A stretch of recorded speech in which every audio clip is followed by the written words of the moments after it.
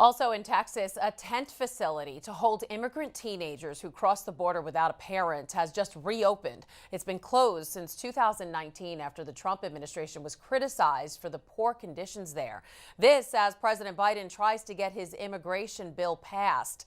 Let's bring immigration attorney Steve Maggi into the conversation. And Steve, just last week, U.S. border agents encountered more than 1,500 migrant children. What do you think about this controversial facility being reopened and the other migrant facilities on the southern border? I think the question is, what else can you do? President Biden has reopened the doors to people who want to apply for asylum.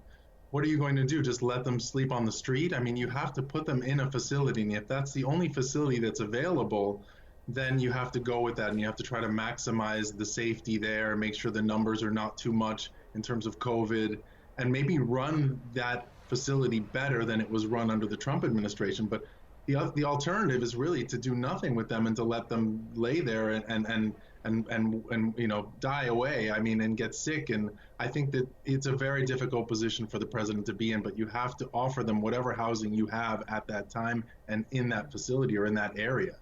Okay, earlier this month, the White House press secretary pleaded with migrants not to come. Let's listen. Now is not the time to come, and the vast majority of people will be turned away. Yeah, you know, the administration has its hands full right now trying to control the pandemic and vaccine distribution, but President Biden is trying to get his immigration bill passed. Why do you think he's tackling immigration right now? I think that he has no choice but to tackle everything at the same time because he knows that it will take so long to get something like comprehensive immigration reform passed. What we see now in the bill that's proposed will probably change 10, 15 different times before it turns into something that's palatable for both sides. And that's true across the board with all the different issues that we have in the U.S. in terms of restructuring or rebuilding the country on top of what's happening with COVID. So I think that he absolutely had to give his mandate and say, I'm going to tackle all these separate issues. There's executive orders and memorandum that are out now about a lot of other issues as well. And that's because he's setting his agenda. And so I think that's what he's doing. He's saying, this is my overall plan.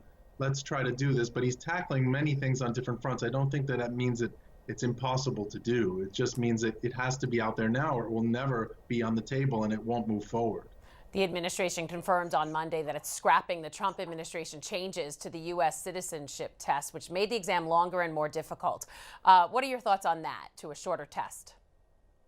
I think that it's fine. I think the test as it was working just right. And to add additional questions, I don't think was necessary. I think that the President Trump was just trying to find more obstacles or to dissuade a lot of people who were already scared about taking the test from actually taking it. And what President Biden wants to do is move everybody forward in this process. So if you're a green card holder, move on to become a citizen and let other people come in and get the green card. So I think it makes sense to simplify it as long as they're passing the criminal background checks, the national security checks, and paying their taxes. There's no reason why the test should be difficult.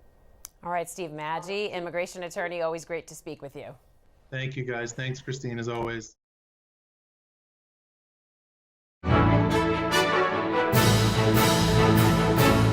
If you're watching Currents News on YouTube, be sure to hit the subscribe button and click on the bell to get updates to all of our newest content, because we are putting your faith in the news.